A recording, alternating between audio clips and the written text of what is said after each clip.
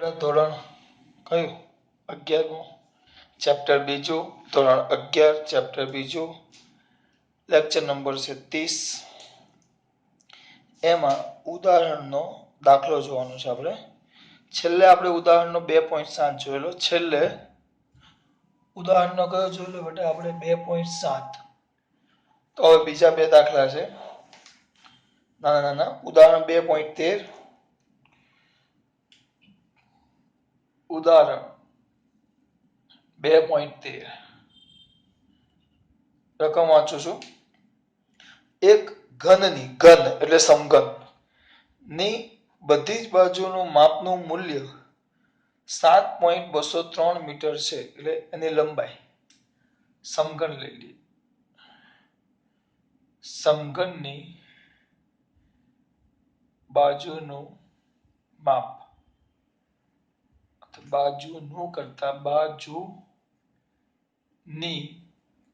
લંબાઈ L બરાબર 7.203 metre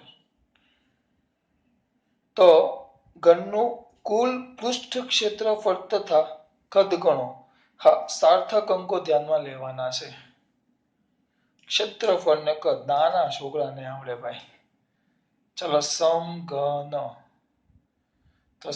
તો સમઘનનું કદ તો નાના છોકરાને આવે v બરાબર l ક્યુબ આપણે લંબઘન આગળ એક દાખલો કરેલો પેલું તકતી જેવું હતું યાદ કરો લંબાઈ બે વાર લંબાઈ ગુણ્યા પહોળાઈ વત્તા પહોળાઈ ગુણ્યા ઊંચાઈ વત્તા ઊંચાઈ ગુણ્યા બે કૌંસમાં લંબાઈ ગુણ્યા પહોળાઈ વત્તા પહોળાઈ ગુણ્યા ઊંચાઈ વત્તા ઊંચાઈ ગુણ્યા લંબાઈ એમ હતું પણ આમાં તો લંબાઈ છે પહોળાઈ લંબાઈ છે ને ઊંચાઈ લંબાઈ છે ટૂંકમાં સીધું જ આવે l ક્યુબ l એટલે 7.203 નો ઘન કેલ્સી લેવું પડશે તમારી પાસે હશે જ મારી પાસે કેલ્સી છે પણ મારા પરાક્રમને કારણે તૂટી ગયું છે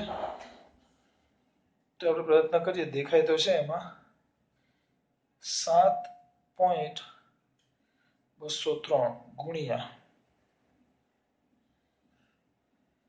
7.203 ગુણ્યા 7.203 373.7147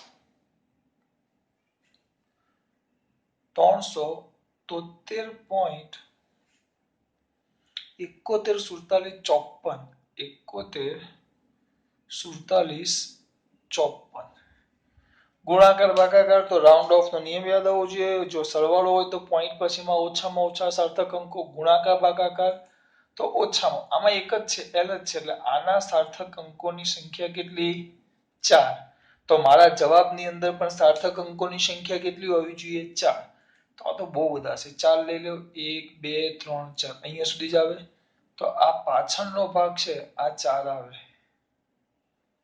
આ 4 આવે આ 4 આ 4 આવે તો મારે આખો પાછળનો ભાગ ડિલીટ કરવો પડે પણ એ કાઢતા પહેલા જોવાનું 1 છે 1 એટલે વાંધો નહીં એટલે તમારો જવાબ આવશે કેટલો બેટા 373.7 મીટર ક્યુબ સમઘનનું કદ સમઘનનું ક્ષેત્રફળ તો સમઘનનું ક્ષેત્રફળ શું આવશે a બરાબર સમઘનની કુલ એક બાજુ હોય એક બાજુ સમઘન એટલે બધી બાજુ એક સરખું હોય આ સમઘન થાય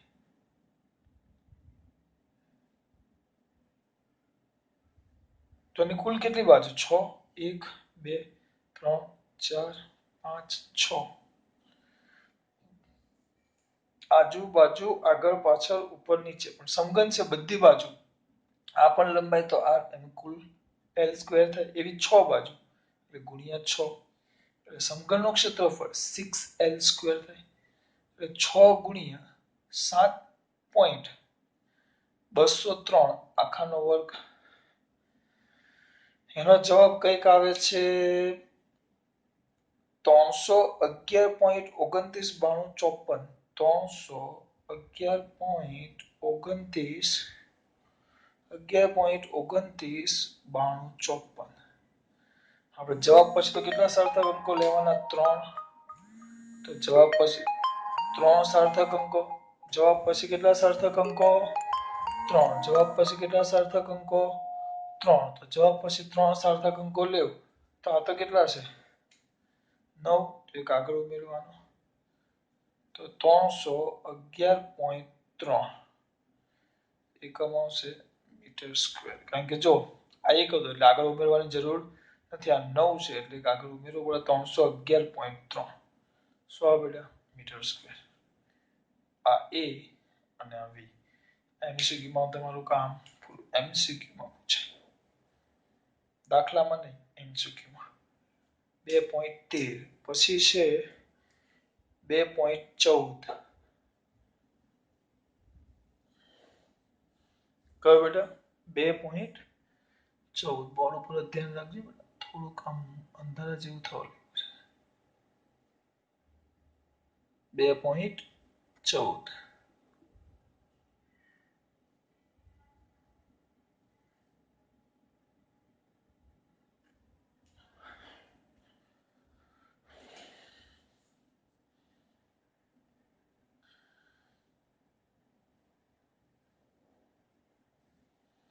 તો ઉદાહરણ 2.14 માં છે 574 ગ્રામનો એક પદાર્થ 1.2 સેમી ક્યુબ જેટલો અવકાશ રોકે છે કેટલો આપ્યો કીધો ગ્રામનો એક પદાર્થ એટલે દળ આપ્યું દળ m બરાબર 5.74 ગ્રામ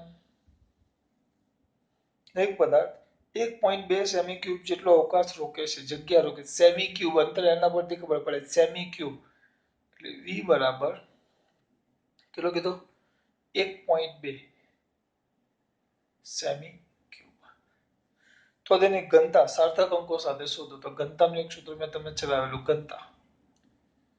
ઘનતા ρ is equal to m by v ઘનતા ρ is equal to m by v ગુણાકાર કે ભાગાકાર તો ઓછામાં ઓછા સાર્થક અંકો તો આના કુલ સાર્થક અંકો થશે 3 1 2 3 અને આના કુલ સાર્થક અંકો થશે 2 ચલો m by v m કેટલા છે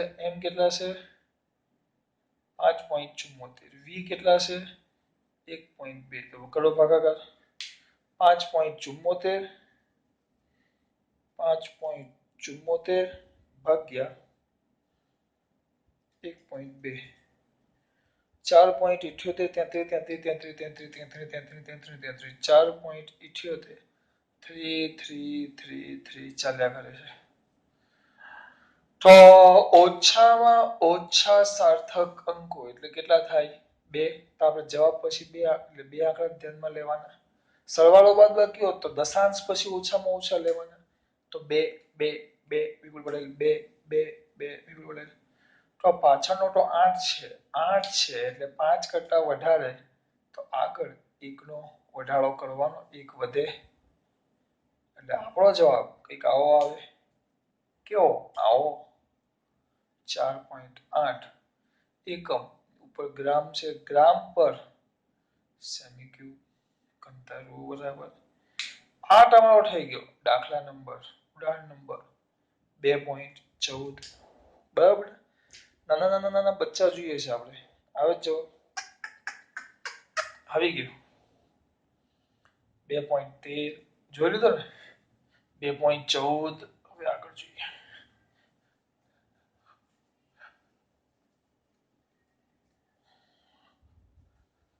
આગળ જોઈએ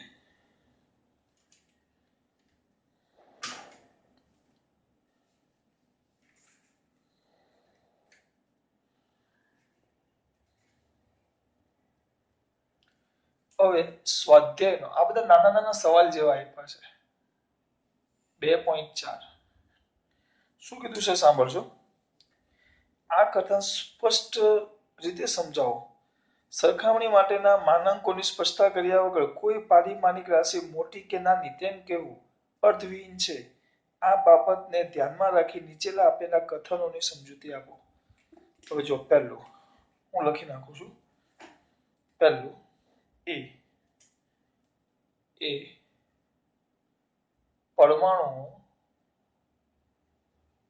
પરમાણુ ખૂબ જ નાના પદાર્થ છે. એમ કહીશ કે આ વિધાનો અર્થવાળા છે કે નથી તમારે કહેવાનું. બી જેટ પ્લેન ખૂબ ઝડપથી ચાલે છે. સી જુપિટરનું દળ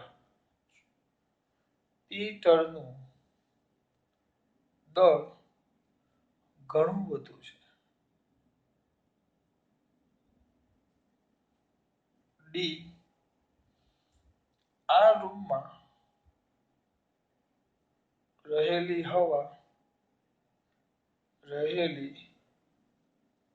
હવામાં અણુઓની સંખ્યા ખૂબ જ વધારે છે. A B C D E electron કરતા પ્રોટોન વધુ દળદાર છે. F પ્રકાશની ઝડપ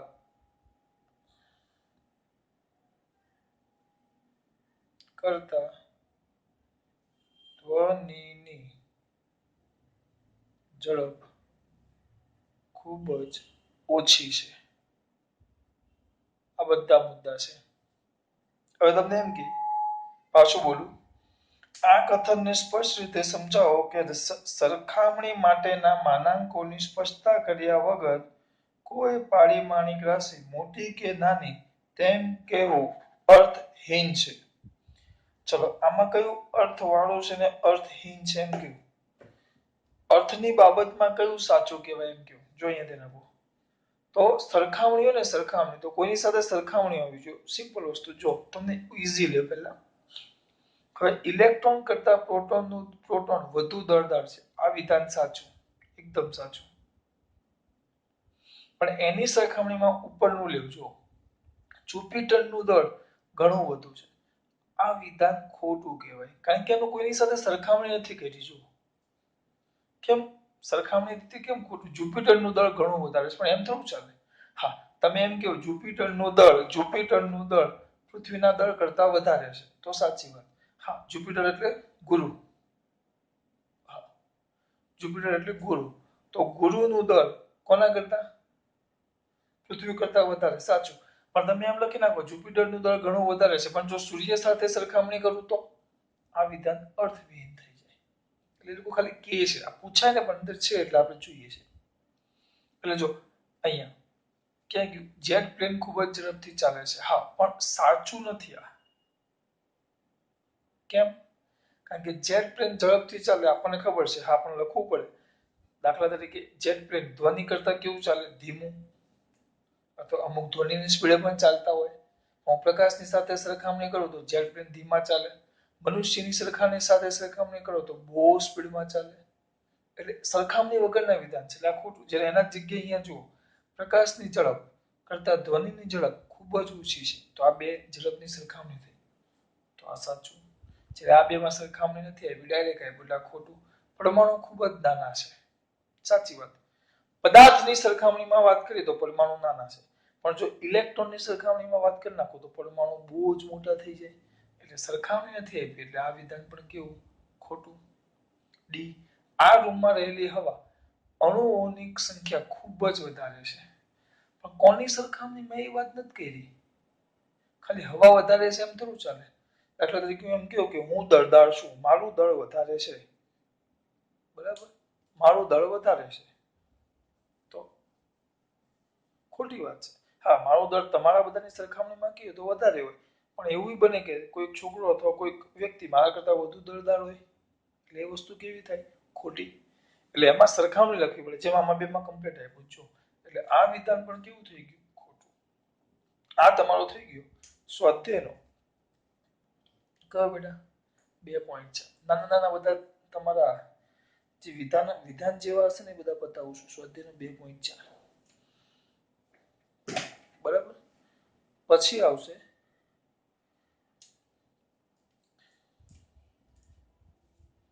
પૂછી નાખો પેલા.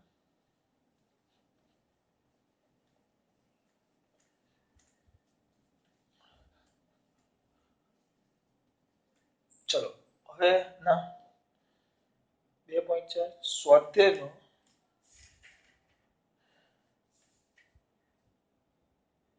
મોટવણીના 2 દાખલા છે. એક છે 2.7 અને 2.9 સ્વાધ્યાયનો, પણ એના માટે મોટવણી, જેનું નામ છે ક્ષેત્રીય મોટવણી. યાદ રાખજો, આ સૂત્ર તમારે યાદ રાખવાનું છે, 12માં આવશે. ક્ષેત્રીય મોટવણી બરાબર પ્રતિબિંબની મોટવણી અથવા પ્રતિબિંબનું ક્ષેત્રફળ છેદમાં વસ્તુનું ક્ષેત્રફળ. ક્ષેત્રીય આવે તો ક્ષેત્રીય આવે એટલે પ્રતિબિંબની બરાબર પ્રતિબિંબનું ક્ષેત્રફળ છેદમાં વસ્તુનું ક્ષેત્રફળ. જો રેખીય મોટવણી આવે, રેખીય મોટવણી મોટવણી તમારે 12માં આવશે, પ્રતિબિંબ ઊંચાઈ ને વસ્તુ ઊંચાઈ. તો અત્યારે ખાલી યાદ જ રાખવાનું છે તમારે. તો રેખીય મોટવણી તો પ્રતિબિંબની લંબાઈ પહોળાઈ જે આવતી હોય, પ્રતિબિંબની લંબાઈ છેદમાં વસ્તુની લંબાઈ. ક્ષેત્રીય મોટવણી તો પ્રતિબિંબનું ક્ષેત્રફળ છેદમાં વસ્તુનું ક્ષેત્રફળ. રેખીય મોટવણી તો પ્રતિબિંબની લંબાઈ છેદમાં વસ્તુની લંબાઈ. આ બે સૂત્રો મોઢે જ કરી નાખવાના છે. કેમ? 12માં આવે એટલે આમાં કેમ કેમ કુમ કુમ નહીં બેટા, આ કમ્પલસરી મોઢે જ જોઈએ મારે. આવું કેમ થયું પૂછવાનું જ નહીં, પૂછીને શરમાવશો નહીં. બરાબર. તો દાખલા તરીકે બહુ મસ્ત દાખલો છે, જોઈએ આપણે.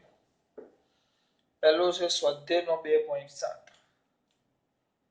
ચલો સ્વાધ્યાયનો 2.7 બધું આડું અવળું આપ્યું છે.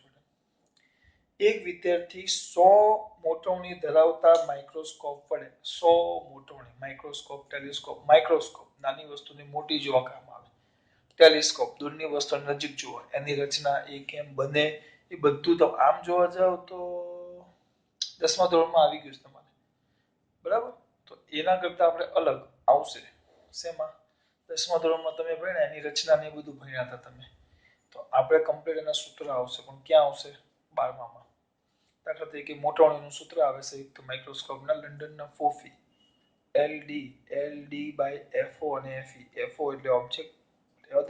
અત્યારે ખાલી યાદ રાખો કે ક્ષેત્રીય મોટવણી તો પ્રતિબિંબનું ક્ષેત્રફળ છેદમાં વસ્તુનું ક્ષેત્રફળ. રેખીય મોટવણી એટલે પ્રતિબિંબની લંબાઈ છેદમાં વસ્તુની લંબાઈ. હજી એક આમાં ઉમેરવું હોય તમને એમ થાય કે સર હજી એક ઉમેરો તો જો ક્ષેત્રફળ A બરાબર L² લખાય ચોરસ હોય તો. આના પરથી એક બીજી વસ્તુ પણ લખાય કે ક્ષેત્રીય મોટવણી, ક્ષેત્રીય મોટવણી ક્ષેમો નથી, ક્ષેત્રીય મોટવણી બરાબર રેખીય મોટવણીનો વર્ગ. ક્ષેત્રીય મોટવણી બરાબર રેમ્બોનો વર્ગ નથી, રેખીય મોટવણીનો વર્ગ. ખબર પડે છે? એટલે એમ લખાય તો જો મારે લખવું હોય તો વર્ગમૂળમાં ક્ષેત્રીય મોટવણી બરાબર રેખીય મોટવણી રેમો. રેમો નહીં, રેમો. હવે આ યાદ રાખજો બધું. ક્ષેત્રીય મોટવણી તો પ્રતિબિંબનું ક્ષેત્રફળ છેદમાં વસ્તુનું ક્ષેત્રફળ. રેખીય મોટવણી તો પ્રતિબિંબની લંબાઈ છેદમાં વસ્તુની લંબાઈ A બરાબર L². તો ક્ષેત્રીય મોટવણી બરાબર રેખીય મોટવણીનો વર્ગ L² છે. એટલે તો ક્ષેત્રીય મોટવણીને વર્ગમૂળમાં લઈ લે તો ઇઝ ઇક્વલ ટુ રેખીય મોટવણી. આનો ઉપયોગ હું કરીશ હમણાં આના પછીના દાખલામાં. પહેલા સ્વાધ્યાયનો 2.7. એક વિદ્યાર્થી 100 મોટવણી ધરાવતા 100 મોટવણી આપી દીધી છે મોટવણી, ખાલી મોટવણી આપી છે. મોટવણી બરાબર 100, બરાબર. મોટવણી 100 મોટવણી ધરાવતા માઇક્રોસ્કોપ વડે નાના વાળની જાડાઈ, આવા નાના, હા બહુ જ નાના છે, નાના વાળની જાડાઈ માપે છે. તે 20 અવલોકનો નોંધે છે. એવા માપન માટેના 20 અવલોકનો નોંધે છે અને નક્કી કરે છે તે માઇક્રોસ્કોપના દ્રશ્ય ક્ષેત્રમાં વાળની જાડાઈ, માઇક્રોસ્કોપના દ્રશ્ય ક્ષેત્રમાં ધ્યાન આપજો, માઇક્રોસ્કોપમાં જે જાડાઈ દેખાય ને એ આવે છે 3.5 mm. માઇક્રોસ્કોપની અંદર 3.5 આવે. માઇક્રોસ્કોપમાં જે પ્રતિબિંબ આવે ને, જો ફરી પાછું બોલું, માઇક્રોસ્કોપના દ્રશ્ય ક્ષેત્રમાં, એટલે જે તમને માઇક્રોસ્કોપની અંદર દેખાય એમાં, એટલે માઇક્રોસ્કોપમાં મને દેખાય એ ખરેખર વાળ ન દેખાય, વાળનું પ્રતિબિંબ દેખાય. કે બોલું જ કઈ ખબર પડે છે? વાળ માઇક્રોસ્કોપમાં તમને જે દેખાય વાળનું પ્રતિબિંબ, તો પ્રતિબિંબ વાળની જાડાઈ કેટલી આપી છે? 3.5 mm. તો વાળની અંદાજિત જાડાઈનું અનુમાન કરો, અંદાજિત. તો એની સાચી જાડાઈ કેટલી હશે એ કહો. જો તો શું થયું? વાળના પ્રતિબિંબની જાડાઈ, પ્રતિબિંબની જાડાઈ, તો વાળના પ્રતિબિંબની જાડાઈ કેટલી કીધી બેટા મેં? ક્યાં કીધું? 3.5 mm. તો વાળની સાચી જાડાઈ, છાંચી નહીં, સાચી જાડાઈ. તમારો દીકરો તરત જ બોલશે સલામત. હમણાં તમે સૂત્ર ચલાવ્યું. તો આ તો બે લંબાઈ આવી ગઈ, જાડાઈ પણ લંબાઈ કહેવાય. તો સૂત્ર શું આવે બેટા? રેખીય મોટવણી બરાબર વાળના એટલે પ્રતિબિંબની જાડાઈ છેદમાં વાળની સાચી જાડાઈ.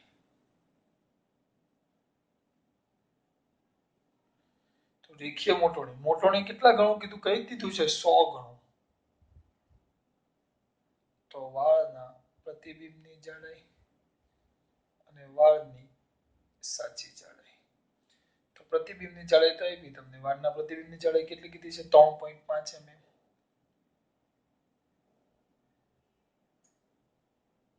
તો વાળની સાચી જાડાઈ બરાબર 3.5 mm ના છેદમાં 100. તો 3.5 ગુણ્યા 10 - 2 mm. આટલો પૂરો. સર કે એમાં એવું એ નહીં પૂછતા બેટા. જો ક્ષેત્રીય મોટવણી કે તો પ્રતિબિંબનું ક્ષેત્રફળ છેદમાં વસ્તુનું ક્ષેત્રફળ. રેખીય મોટવણી કે તો પ્રતિબિંબની લંબાઈ અથવા પ્રતિબિંબની જાડાઈ અથવા પ્રતિબિંબની પહોળાઈ છેદમાં વસ્તુની લંબાઈ અથવા જાડાઈ અથવા પહોળાઈ. તો મોટવણી વાળની જાડાઈ એટલે એક પ્રકારની લંબાઈ થાય. તો વાળની લંબાઈ કેટલી આપી? 3.5. અને વાળની સાચી જાડાઈ, આ તમને કેમ ખબર પડી પ્રતિબિંબની જાડાઈ છે? કારણ કે કીધું છે માઇક્રોસ્કોપના દૃશ્ય વિસ્તારમાં, એટલે માઇક્રોસ્કોપના દૃશ્ય વિસ્તારમાં એટલે પ્રતિબિંબ થાય, એટલે એની જાડાઈ આટલી આપી છે. તો સાચી જાડાઈ તમને શોધવાની કીધી છે. તો કઈ જ નહીં, રેખીય મોટવણી બરાબર કિંમત મૂકી દીધી. આ આપેલું 100, પ્રતિબિંબની જાડાઈ આપી 3.5, તો વાળની સાચી જાડાઈ શોધી લીધી મારા દીકરાઓએ. ખબર પડે છે મારા દીકરાઓ? આગળ 2.7 પછી આવે 2.8. 8 નથી, ખાલી બોલાઈ ગઈ મારાથી. 2.7 તો પછી આવે 2.9.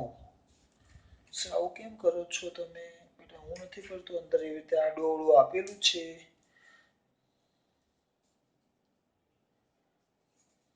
2 પોઈન્ટ કયું કીધું? 9. Give me the 1 minute for pushing board.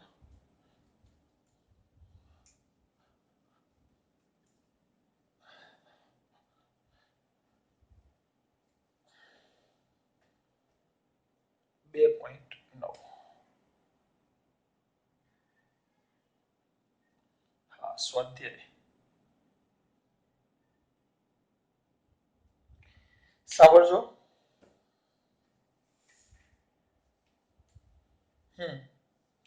એક મકાનનો ફોટોગ્રાફ 35 mm ની સ્લાઇડ પર 1.75 સેમી ક્ષેત્રફળને આવરે છે.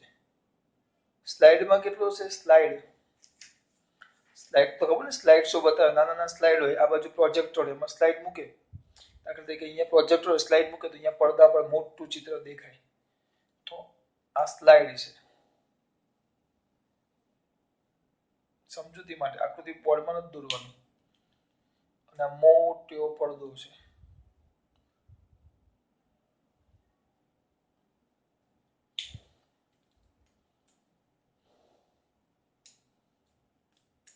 આ સ્લાઇડ છે અને આ પડદો છે. એક મકાન છે, મકાનની ઉપરથી જોવામાં આવે તો મકાનની ઉપરથી જોતા સ્લાઇડમાં એનું જગ્યા કેટલી છે? 1.75 સેમી છે. ધ્યાન રાખજો, ક્ષેત્રફળ આવડે છે, સેમી સ્ક્વેર. તો આની અંદર આટલી જગ્યા આવડે છે આ સ્લાઇડની અંદર. એ સ્લાઇડની અંદર આની અંદર જગ્યા કેટલી છે એની? 1.75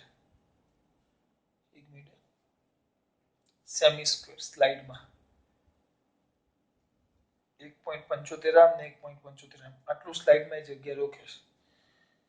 અને એક પડદા પર પ્રોજેક્ટ પર અને આ સ્લાઇડને એક પડદા પર પ્રોજેક્ટ કરતા, એટલે આ સ્લાઇડને મૂકું તેનું પ્રતિબિંબ મને પડદા પર દેખાશે. તો એમાં મકાનનું ક્ષેત્રફળ, એટલે આમાં એ જ મકાન હવે આમ દેખાય, આમ. કારણ કે પ્રોજેક્ટરમાં તો એ મોટું થઈ જાય ને બેટા. એટલે હવે આ સ્લાઇડ છે દીકરા, સ્લાઇડને કારણે પ્રોજેક્ટ પર વસ્તુ આપણને મોટું દેખાય, તો અહીંયાથી આ મોટું દેખાઈ ગયું. તો આ જે પડદા પર છે, પડદા પર એમાં એનું ક્ષેત્રફળ કીધું છે 1.55 મીટર સ્ક્વેર. અહીંયા કેટલું છે? 1.75 સેમી સ્ક્વેર સ્લાઇડ, એટલે વાસ્તવિક આ થયું. પડદા પર તો શું હોય? પ્રતિબિંબ. એટલે આ સાચું થાય, આ સાચું ક્ષેત્રફળ કોનું? વસ્તુનું. વસ્તુનું ક્ષેત્રફળ, કારણ કે આપણે ઓરિજિનલ છે આ સ્લાઇડ. અને આ પડદો પ્રતિબિંબ રચે, તો આ તો પ્રતિબિંબનું ક્ષેત્રફળ થઈ ગયું. આ જ મેઇન છે બેટા, આટલું મારે તમને ખાલી સમજાવવાનું. આકૃતિ ચોપડી કે દર્પણ કે કોઈ પણ પુસ્તકમાં થયું, જાતે ખબર પડી જોઈએ. સ્લાઇડમાં 1.75 સેમી સ્ક્વેર છે. એ સ્લાઇડને મૂકું અને પડદો અહીંયા સ્લાઇડમાં મૂકું તો પડદા પર પ્રતિબિંબ મને એ જ મકાનનું સ્લાઇડની અંદર 1.75. જ્યારે સ્લાઇડ કેટલી આપેલી છે? 35 mm, 35 mm આમ, 35 mm આમ, 35 mm આમ, 35 mm આમ. તો એમાં 1.75 છે સેમી. ઓય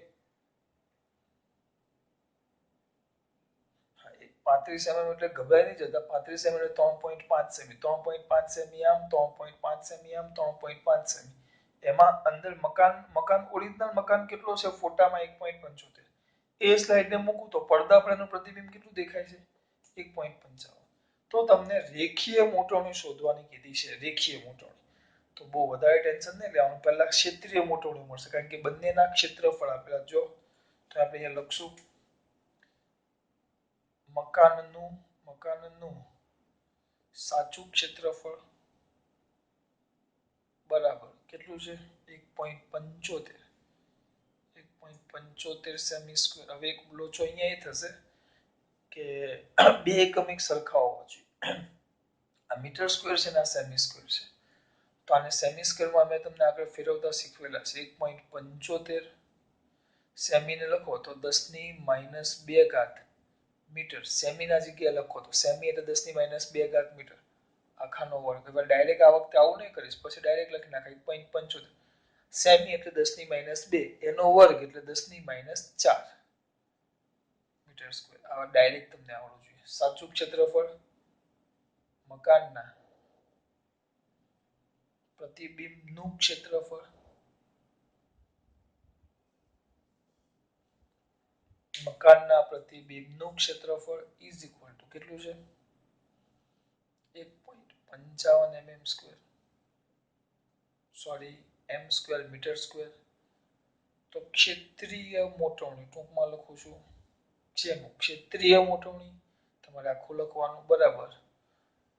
મકાનના પ્રતિબિંબનું ક્ષેત્રફળ છેદમાં મકાનના સાચું ક્ષેત્રફળ.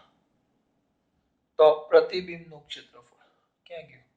1.55 છેદમાં 1.75 ગુણ્યા 10⁻⁴ અહીંયા પણ મીટર સ્ક્વેર, અહીંયા પણ મીટર સ્ક્વેર, 2 મીટર સ્ક્વેર શું થશે? ઉડી જશે. 1.55 ભાગ્યા 1.75 0.8857 88.8857 14 નથી લખતા ગુણ્યા 10⁴ આ આપણે આવી ગયું ક્ષેત્રીય મોટવણી. પણ આપણે તો બેટા કઈ મોટવણી શોધવાની છે? ક્ષેત્રીય મોટવણીનો એકમ ન આવે. કેમ? કારણ કે બધા ઉપર મીટર તો નીચે મીટર, ઉપર મીટર સ્ક્વેર નીચે મીટર સ્ક્વેર. ક્ષેત્રીય મોટવણી પણ તમારે શોધવાની છે રેખીય મોટવણી. તો જો અહીંયા ઉપર લખેલું જ છે મેં.